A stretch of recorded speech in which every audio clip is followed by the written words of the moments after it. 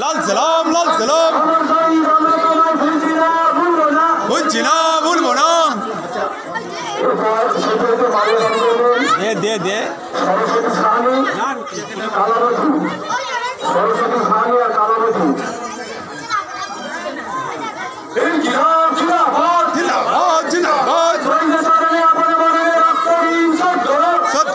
সৎ করো হবে না কো ব্যর্থ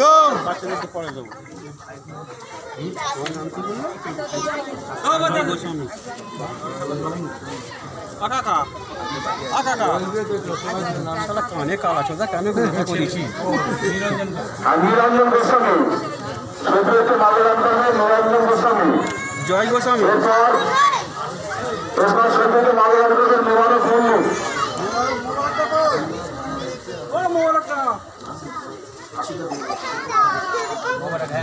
মল্লিক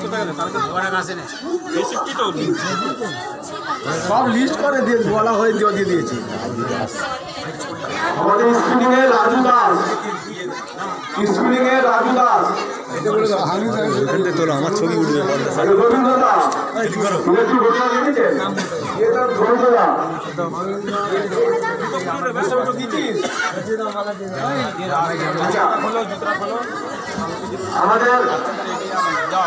আমরা যেটা প্রথমেই আমরা দেখেছিলাম আমাদের সহসভাপতি সেই হাসিবুর রহমান আর স্বামী বললেন যেটা কি প্রতিযোগিতা মালদান করবে শেখ হাসিবুর রহমান স্বামী বললেন নেতাজি প্রতিযোগিতা মালদান করবেন এরপর নেতাজি প্রতিযোগিতা মালদান করবেন আমাদের হরেন ভূঁইয়া আর জানাবাবু দুজন মিলে নেতাজি প্রতিযোগিতা মালদান করবেন নেতাজি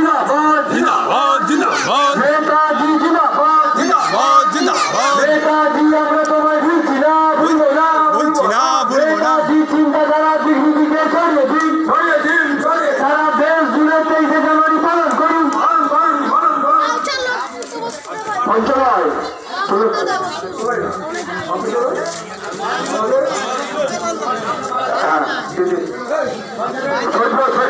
পাপা যাওয়ার সমাবে এই আমার সন্তান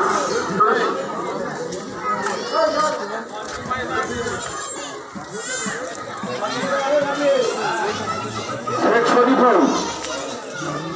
সমাজ শুক্রবার জন্য করেছ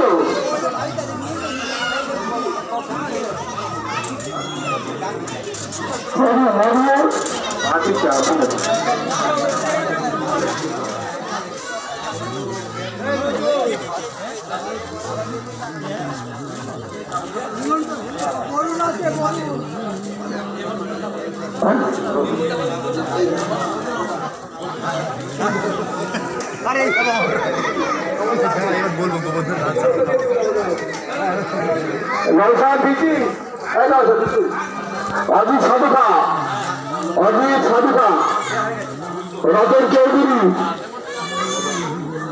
মালদার রতন চৌধুরী ভগবান সাউ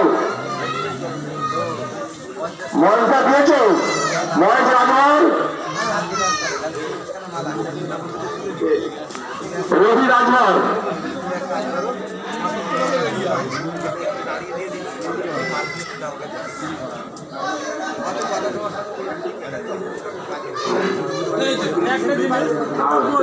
বলে দিচ্ছি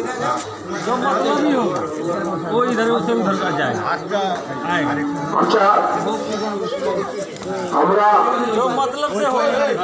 আজকে যে নেতাজি জন্মজয়ন্তী অনুষ্ঠান আপনারা জানেন যে আমাদের এই ভারতবর্ষ একটা বিশাল ভারতবর্ষ যে ভারতবর্ষের আয়তন ছিল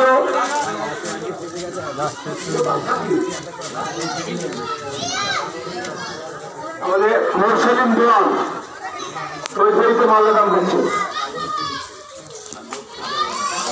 ওই বিশাল ভারতবর্ষ যে ভারতবর্ষ বাংলাদেশ আফগানিস্তান ভুটান নেপাল এমনকি শ্রীলঙ্কা নিয়েও অবস্থিত ছিল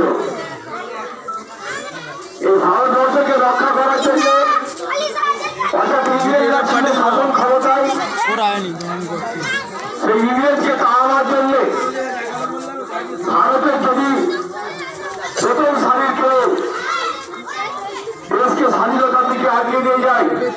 এবং নিজস্ব ফৌজ গঠন করে ভারতবর্ষকে স্বাধীনতায় নিয়ে যাওয়ার জন্য যে চিন্তা ভাবনা করেছিলেন তিনি হচ্ছে নেতাজি সুভাষচন্দ্র বসু।